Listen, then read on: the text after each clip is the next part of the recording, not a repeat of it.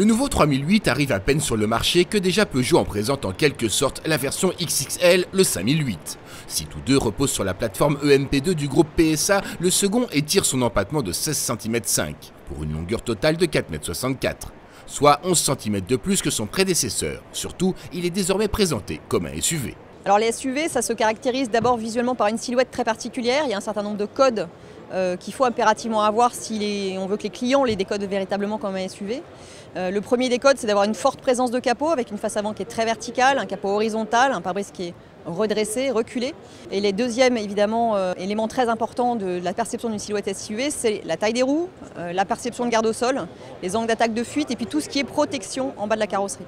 Dans l'habitacle, le SUV socialien reprend la planche de bord du 3008 avec le fameux e-cockpit qui arbore un look moderne, élégant et distinctif, quitte peut-être à cliver. Les équipements high-tech sont de la partie. Écran tactile, régulateur de vitesse adaptatif, inverseur code-phare automatique et dock de recharge de smartphone notamment, ce à quoi s'ajoute un diffuseur de fragrance. À l'arrière, il conserve des qualités de vrai monospace. Effectivement, on est passé avec cette nouvelle 5008 à un véritable SUV. En revanche, on tenait impérativement à conserver l'habitabilité et la praticité de notre 5008 précédente. D'où le fait que, étant passé sur l'EMP2, on a bien sûr relativement augmenté l'empattement de la voiture et donc on a amélioré les prestations d'habitabilité intérieure. En revanche, on a conservé la partie modularité du rang 2 et du rang 3. On l'a même d'ailleurs aussi amélioré puisqu'on a 3 sièges indépendants identiques, coulissants, dont le dossier bascule évidemment, et puis qui offre l'accès à la 3e rangée de sièges. 3e rangée de sièges qui est donc bien sûr escamotable, mais également extractible, et ça c'est une première mondiale. Sous le capot, 2 moteurs essence sont disponibles, un 3 cylindres 1,2 litre PureTech de 130 chevaux et un 4 cylindres THP de 165 chevaux.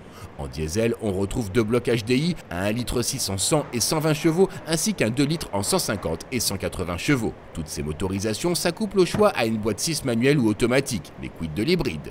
Alors en termes d'électrification des chaînes de traction, vous savez que nous avons annoncé dans le groupe que nous travaillons sur une chaîne plug-in hybride essence. 4 roues motrices qui apparaîtra dans le courant de 2019. Donc on a vraiment basculé d'un hybride diesel qui était quasi exclusivement européen à un plug-in hybride essence qui pour le coup a une vocation beaucoup plus mondiale. Si le 3008, annoncé à partir de 25 900 €, arrive en concession à la mi-octobre, il faudra patienter jusqu'au printemps 2017 pour s'offrir le nouveau 5008 qui sera un peu plus cher. Si des versions haut de gamme GT et GT Line sont d'ores et déjà annoncées, Peugeot n'exclut pas de lancer des déclinaisons encore plus huppées, certainement pour mieux concurrencer le Renault Espace.